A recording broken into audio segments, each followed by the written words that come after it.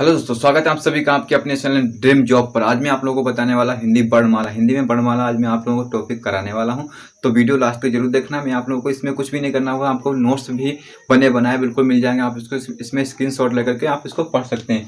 आप देख सकते हैं इसको बहुत ही अच्छी तरीके से मैंने लिख कर रखा है और आप मैं बहुत ही अच्छी तरीके से मैं आप लोगों को समझाऊंगा। जैसे कि मैंने हिंदी का सामान्य परिचय और उसके बाद जो भाषा और बोली के वीडियो में मैंने डाल दिया, उसको अगर आपने नहीं देखा तो आप नीचे डिस्क्रिप्शन में जाकर के लिंक आपको मिल जाएगी, वहां से जाकर देख सकते हैं। आज मैं आप लोगों को कराने वाला हूँ वर्णमाला, जो आने वाली यूपीएसआई हो गया, जैसे कि हो गया एसएससी जीडी, इनके लिए बहुत ही ज़्यादा लाभप्रद सिद्ध होगी। अगर आप किसी भी एग्जाम की तैयारी कर रहे हैं, बहुत ही इंपॉर्टेंट उसके लिए होगा, क्योंकि वर्णमाला से जब भी क्वेश्चन आता है तो वो यहीं से क्वेश्चन आता है।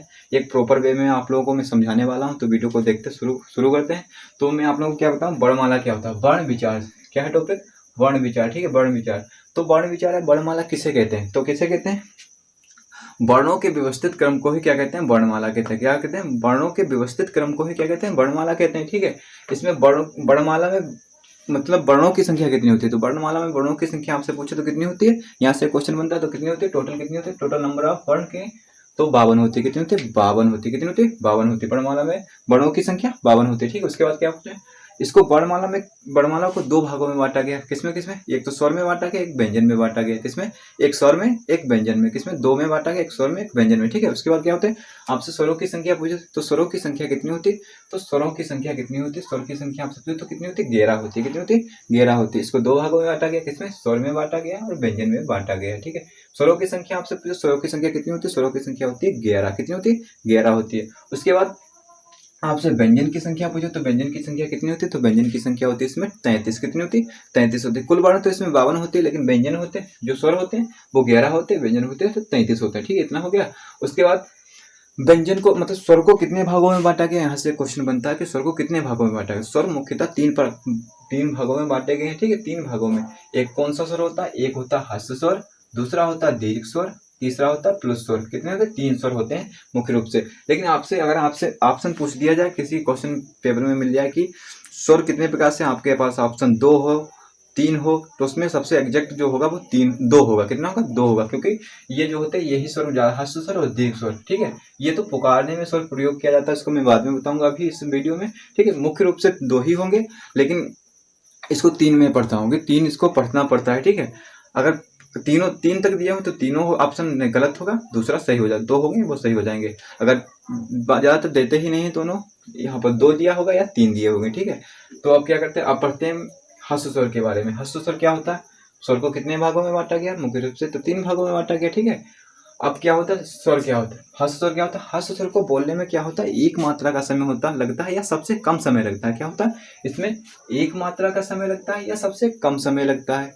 इसमें हस्त स्वरों की संख्या कितनी होती है, आपसे नंबर ऑफ हस्त स्वर पूछ सकते हैं। हस्त स्वरों की संख्या कितनी होती है, तो 4 होती है। कितनी होती है, हस्त स्वरों की संख्या कितनी होती है, वो 4 होती है। कौन कौन से होते हैं आपको बताने वाला। तो आप देख सकते हैं, आ होता है, ई होता है, ऊ होता है और ऋ होता है। इनको बोलने में सबसे कम समय लगता है। कौन कौन से होते हैं, ये छोटे होते हैं, एक छोटा आ होता है, छोटी ई होते हैं, छोटा ऊ होते हैं और ऋ होते हैं। कितने होते हैं, 4 होते हैं मुख्य रूप से। ठीक है, अब क्या होता है, आप देखते हैं दूसरा क्या होता है, दीर्घ स्वर क्या होता है।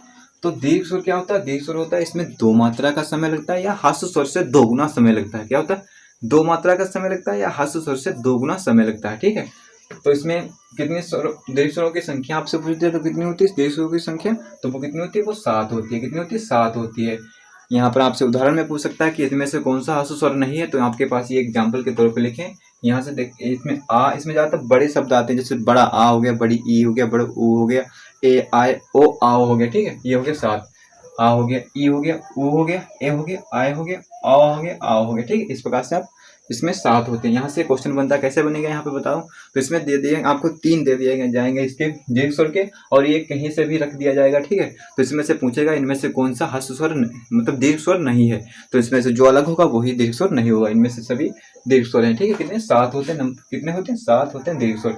उसके बाद बढ़ते हैं, तीसरा स्वर कौन सा, तो तीसरा स्वर होता है वो प्लत स्वर होता है। क्या होता है, प्लुत स्वर होता है, प्लुत स्वर होता है। ठीक है, इसका क्या प्रयोग होता है, तो इसका प्रयोग हिंदी भाषा में क्या होता है, पुकारने के लिए प्रयोग किया जाता है। किसके लिए, पुकारने के लिए प्रयोग होता है। किस प्रकार का होता है, ये इस प्रकार से बना होता है, एस के प्रकार से या 5 के प्रकार का बना होता है। क्या इस प्रकार से होता है, इसके उदाहरण में देख सकते हैं। जैसे कि आप किसी को बुला रहे हैं छोटा नाम, जैसे रवि हो गया, रवि हो गया, ठीक है। इसमें भी जब खींचोगे तो तेज आवाज़ बुलाओगे किसी दूर से, तो इसमें जो निकलता है उसी को हर्ष स्वर के मतलब पुकार प्लस स्वर कहते हैं। जैसे कि राम हो गया, राम मतलब तेज बुलाओगे किसी को, थोड़ी देर तक बुलाओगे तो इसे राम हो गया, ठीक। तो इसमें जो मतलब निकल रहा है तो यही होता है प्लस स्वर। क्या होता है? प्लस स्वर होता है। राम श्याम, ठीक है, इस प्रकार से निकाल। अब उसके बाद पढ़ते हैं अनुस्वार क्या होते हैं।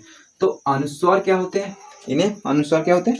इन्हें पंचमाक्षर भी बोलते हैं। क्या होते हैं? पंचमाक्षर भी इन्हें बोलते हैं।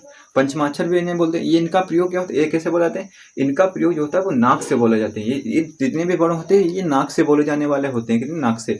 तो इनमें उदाहरण के लिए क्या देख सकते हैं? ये कितने होते हैं? इनकी संख्या कितनी होती है? इनकी संख्या होती है 5। कितनी होती है? 5 होती है इनकी संख्या, ठीक है।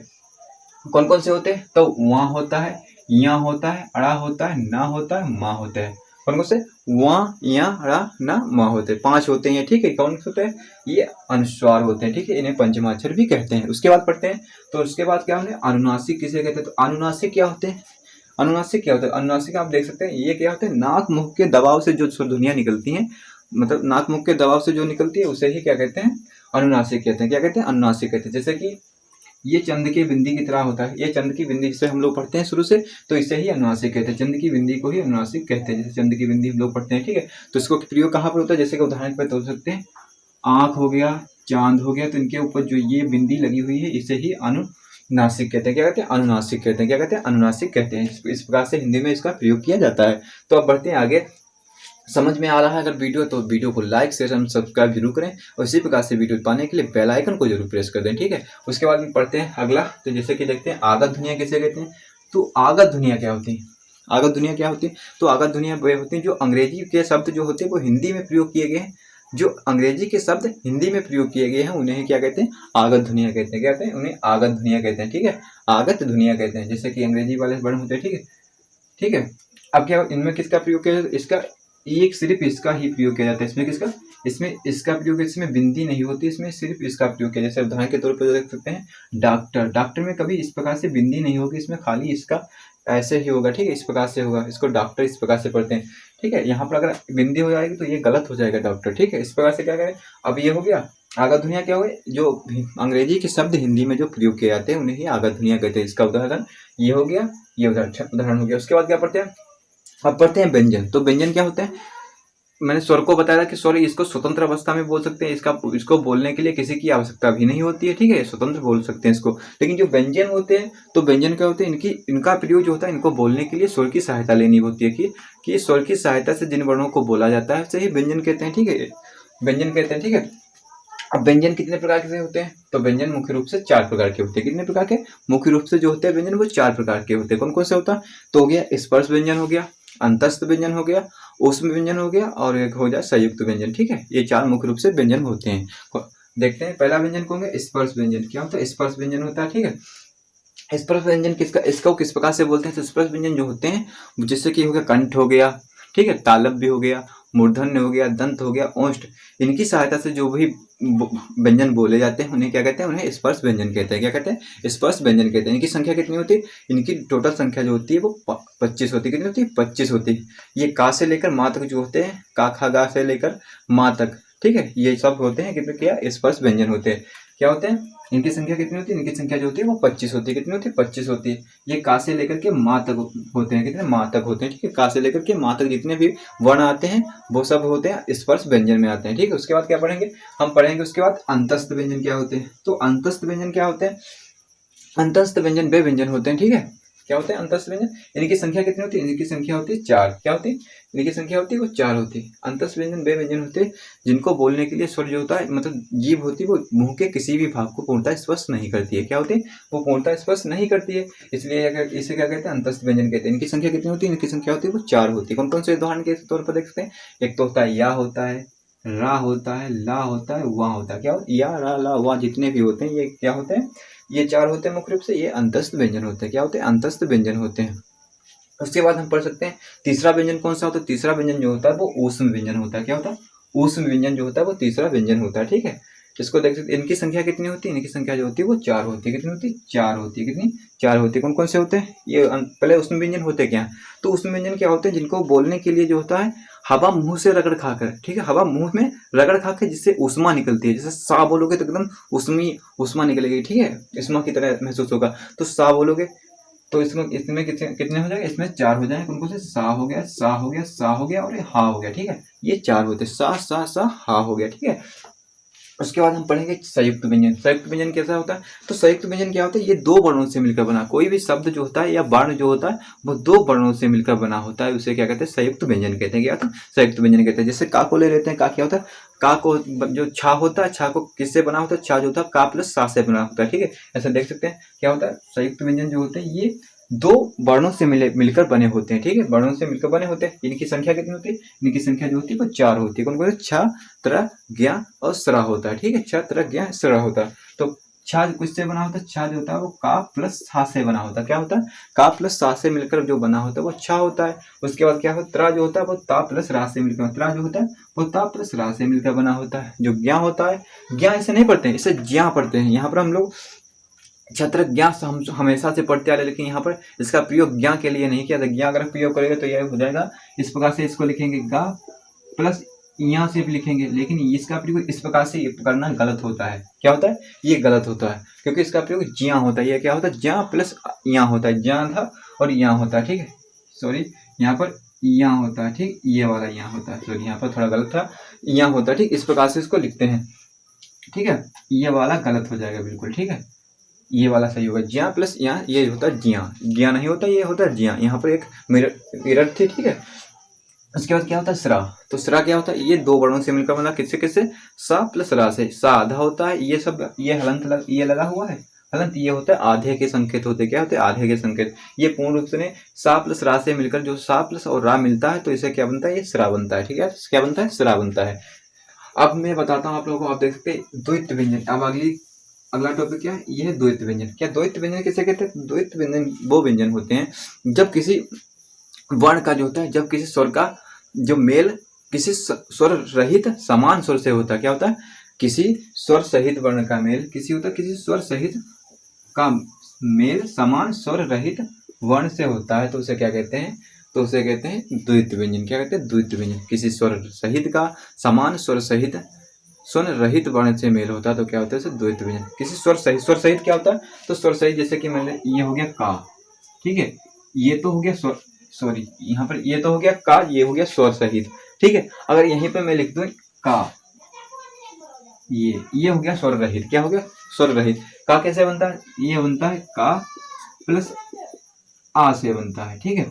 तो ये हो गया पूरा, मतलब इसको क्या हो गया, स्वर सहित हो गया, आ सहित हो गया ना, ये हो गया स्वर सहित, ये हो गया स्वर रहित, समान है दोनों, तो इसे इसका आंसर यही होता है। क्या होता है, जब किसी स्वर सहित वर्ण का मेल समान स्वर रहित वर्ण से होता है तो उसे क्या कहते हैं, उसे द्वैत व्यंजन कहते हैं। क्या कहते हैं, द्वैत व्यंजन। क्लियर हो गया, अब बढ़ते हैं आगे। तो इसका एग्जाम्पल भी आपको मैं दिखा देता हूँ, इसके एग्जाम्पल कौन कौन से होते हैं। तो इसके एग्जाम्पल देख सकते हैं, क्या होता है, जो मिट्टी होता है और दिल्ली इसके एग्जाम्पल होते हैं। क्या, मिट्टी और दिल्ली। क्या होता है इसमें, देखो एक देखिए स्वर रहित का है और एक स्वर सहित है, एक स्वर रहित एक स्वर सहित है, ठीक है, ये समान है दोनों, ठीक है। इस प्रकार से आप इसको पढ़ सकते हैं। यहाँ पर एक क्वेश्चन पूछते हैं, इसी प्रकार से पूछ सकते हैं कि इनमें से जैसे आपको 4 एग्जाम्पल दे दिए, उसमें से एक दिल्ली को ले लिया, तुम्हारा, कुम्हार, एक और एग्जाम्पल ले लिया, ठीक है, नॉन ऑफ दिस कर दिया, ठीक है। तो इसमें से आपसे पूछेगा कि द्वैत व्यंजन कौन सा है, तो द्वैत व्यंजन का आपको क्या करना है, जो समान हो, जैसे कि टाटा यहाँ हो, मिट्टी है तो टाटा समान है, आधा है, ठीक है, ला समान है, इस प्रकार से आपको दिए हो तो यह क्या होगा, द्वैत व्यंजन हो जाएगा, ठीक है। अब हम पढ़ते हैं संयुक्ताक्षर क्या होते हैं। ये संयुक्ताक्षर क्या होते हैं, तो संयुक्ताक्षर वो होते हैं जो जब किसी मतलब स्वर रहित वर्ण का या स्वर सहित वर्ण का भिन्न स्वर रहित वर्ण से मेल होता है। क्या, स्वर सहित वर्ण का भिन्न स्वर रहित वर्ण से मेल होता है तो उसे क्या कहते हैं, उसे संयुक्ताक्षर कहते हैं। जैसे कि आप देख सकते हैं, ये इसकी परिभाषा हो सकती है, परिभाषा में आप लोगों को भी बता देता हूँ, उदाहरण देख सकते हैं।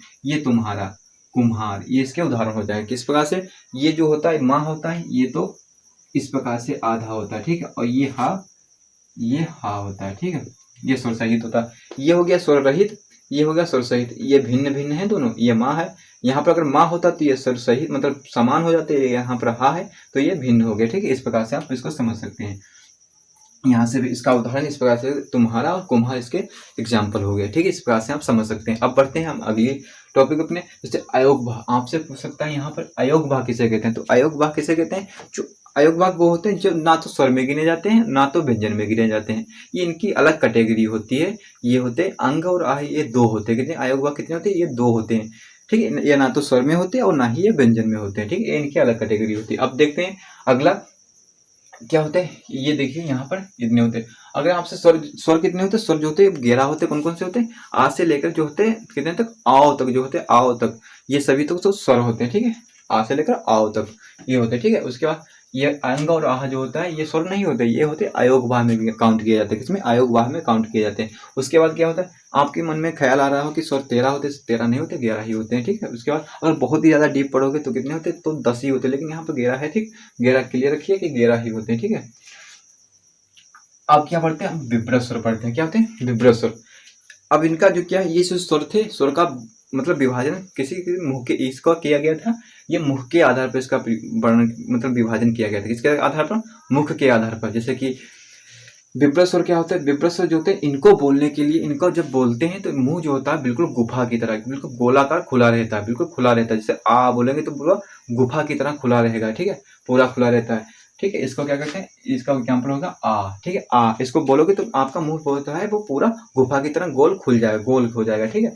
अब क्या आर्ध विब्रत, आर्ध विब्रत पढ़ते हैं। तो आर्ध विब्रत क्या होते हैं, इनमें जो होता है जो विब्रत स्वर होता है इससे थोड़ा कम मुंह खुला रहता है। जैसे कि आप देख सकते हैं एग्जाम्पल आ, ए, ओ, तो इससे थोड़ा कम खुला रहता है मुंह, ठीक है। यही होते हैं, जैसे आ हो गया एग्जाम्पल, ए हो गया और अ हो गया, ठीक है, हो गया, ठीक है। इसमें तो विब्रत स्वर से थोड़ा मुंह कम खुला रहता है, ठीक है। उसके बाद पढ़ते हैं सम्व्रत, सम्व्रत, ठीक है, सम्व्रत। इसमें क्या होता है, ये अर्ध विब्रत से भी थोड़ा कम खुला होता है। इसमें क्या होता है, अर्ध विब्रत से भी थोड़ा कम खुला होता है। क्या होता है, जैसे अय हो गया, अ हो गया, इसमें देख सकते हैं ये छोटे छोटे हैं तो इसमें थोड़ा कम खुलता है मुंह। क्या होता है, अय ओ, आसानी से बोल सकते हैं, ठीक है। उसके बाद क्या होगा, अर्ध विब्रत हो गया, मतलब क्या होता है सम्व्रत, सॉरी यहाँ पर मैं सम्व्रत पढ़ा रहा था आपको, ठीक है। सॉरी यहाँ पर सम्व्रत, सम्व्रत में होता है अर्ध विब्रत से थोड़ा कम खुला रहता है। यही होता है क्या, जैसे थोड़ा बोल सकते हैं आ, जैसे ए क्या हो गया यहाँ पर, सॉरी यहाँ पर हो गया ई, इसका एग्जाम्पल क्या होगा, ई उ ऊ, ठीक है, ई उ ऊ, यहाँ पर थोड़ी मिस्टेक हो गई थी, ठीक है। सम्व्रत क्या होता है, सम्व्रत इसमें अर्ध विब्रत से थोड़ा कम मुंह खुला रहता है, ई उ ऊ हो गया, ठीक है। उसके बाद पढ़ेंगे, यहाँ पर पढ़ेंगे अर्ध सम्व्रत। अर्ध सम्व्रत क्या होता है, इसमें जो मुख होता है वो सबसे कम खुलता है। किसमें, जिसके उच्चारण में सबसे कम मुख खुलता है। जैसे कि उच्चारण क्या हो गया, ए ओ, इसमें सबसे कम मुख खुलता है, ठीक है, इसके उच्चारण में, इसलिए इसे अर्ध सम्व्रत कहते हैं, कि अर्ध सम्व्रत। उसके बाद क्या हो, इसका स्वरों का विभाजन जो किया गया वो जीभ के आधार पर किया गया। जीभ के उदाहरण पर कैसे किया गया, विभाजन कैसे किया गया, तो आप देख सकते हैं अग्रस्वर। क्या है, अग्रस्वर। अग्रस्वर क्या होते हैं, जिसमें जीभ का जो होता है आगे वाला भाग जो होता है वो कार्य करता है। जैसे जिनको बोलने के लिए जीभ का आगे वाला भाग प्रयोग किया जाता है उसे क्या कहते हैं, अग्रस्वर कहते हैं, ठीक है। जैसे कि एग्जाम्पल देख सकते हैं इसके, क्या होते हैं, ई ए, जब आप बोलोगे ई एकदम अग्र वाला जो भाग है वो टच करेगा ऊपर, ठीक है, तो ई ए होता है। इसमें आगे का भाग जो होता है जीभ का वो कार्य करता है। उसके बाद क्या होता है, मध्य स्वर। क्या होता है मध्य स्वर, इसका एग्जाम्पल आप देख सकते हैं अग्र स्वर का, ई ए आए, ठीक होता है, ये हो गया, ठीक है। उसके बाद क्या पड़ेगा, मध्य स्वर। मध्य स्वर क्या होता है, इसमें जीभ का जो होता है वो बीच वाला भाग कार्य करता है। क्या होता है, इसमें जीभ का मतलब क्या होता है, बीच वाला भाग स्पर्श करता है, ठीक है। उसको देख सकते आ, क्या होता है आ, अगर करोगे तो इसका जीभ का जो है बीच वाला भाग कार्य करेगा, ठीक है। तो क्या होगा, इसका एग्जाम्पल आ हो गया। अब इसके बाद पक्ष स्वर क्या होता है, ये पक्ष स्वर क्या होता है, पक्ष स्वर होता है जो जीभ का सबसे लास्ट वाला मतलब सबसे पीछे वाला भाग, जिसमें जिनके उच्चारण में प्रयोग किया जाता है, जिनके उच्चारण में जीभ का सबसे पीछे वाला भाग कार्य करता है, उसे क्या कहते हैं, उसे पक्ष स्वर कहते हैं, पक्ष स्वर कहते हैं, ठीक है, पक्ष स्वर कहते हैं। कौन कौन से होते हैं, ये आ उ हो गए, ठीक है, ये तीन होते हैं। कितने होते हैं, तीन होते हैं। आप इनको स्क्रीनशॉट लेकर के आप लिख सकते हैं बहुत ही आसानी से, यहाँ पर स्क्रीनशॉट भी ले सकते हैं, मैं आपको टाइम दूंगा। उसके अब मैं आप लोगों को पढ़ा रहा हूँ पार्श्विक क्या होते हैं। पार्श्विक क्या होते हैं, पार्श्विक आपका एग्जाम्पल यहाँ से क्वेश्चन बनते हैं। ये एक बहुत ही मैं आप लोगों को एक समरी में पढ़ा रहा हूँ कि आपको ज़्यादा पढ़ना भी मत पड़े और आपसे नोट्स भी बन सकते हैं। आप स्क्रीनशॉट लेकर के इसको एक बार और पढ़ लेंगे तो आसानी से आप इसको याद कर सकते हैं। मैं आप लोगों को क्या पढ़ा रहा था, अब पार्श्विक क्या होते हैं। तो पार्श्विक क्या होते हैं, जिनके उच्चारण में क्या होता है, जिनके उच्चारण में हवा जो होती है जीभ के आर पार निकल जाती है, आर पार से निकलती है। जैसे ला बोलोगे तो ला मतलब जीभ तो ऊपर टच करेगी, जो हवा निकलेगी वो आर पार इधर से निकलेगी, किधर, इधर से निकलेगी। समझ में आ रहा है, ठीक, इधर से निकलेगी। जैसे बोल के देखो अपने आप, वहां तो बोलो ला, बोलो एकदम ला, तो एकदम जीभ तो ऊपर का टच करेगी और यहाँ से हवा निकलेगी, ठीक है, इधर से। तो इससे क्या कहते हैं, जब जीभ ऊपर टच करती है तो हवा जो बाहर आर पार से निकलती है उसे क्या कहते हैं, पार्शियल वीक कहते हैं। क्या कहते हैं, पार्शियल वीक कहते हैं। तो ये क्या हो गया, इसका एग्जाम्पल हो गया ला, क्या हो गया, ला हो गया इसका एग्जाम्पल, ठीक है। उसके बाद लुंठित।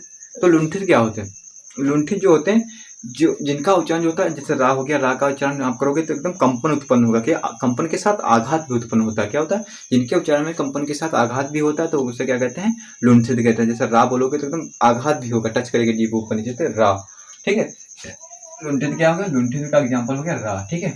यहाँ तो मैंने आप लोगों को पढ़ा दिया। अब मैं आप लोगों को एक बार रिवीजन करा देता हूँ, क्योंकि यहाँ पर अगर वीडियो आपने देखा है तो आपको सब यहीं पर याद हो जाए, ठीक है। इस प्रकार से आप रिवीजन भी कर लिया करो, और आप जितनी बार रिवीजन करोगे उतना ही आपका जो टॉपिक होगा बहुत ही ज़्यादा इंप्रूव होता चला जाएगा। और एक स्टेज ये भी आएगी जो आपसे कहीं भी क्वेश्चन पूछ दिया जाए आसानी से उसको बता सकते हैं, ठीक है। इस प्रकार से आप रिविजन बहुत करते रहें, ठीक है। तो आपके आगे पहले मैंने क्या पढ़ा, वर्ण विचार, इसकी वो भी बता दिए। तो वर्ण विचार में वर्णों की संख्या 52 होती है। कितनी होती है, 52 होती है।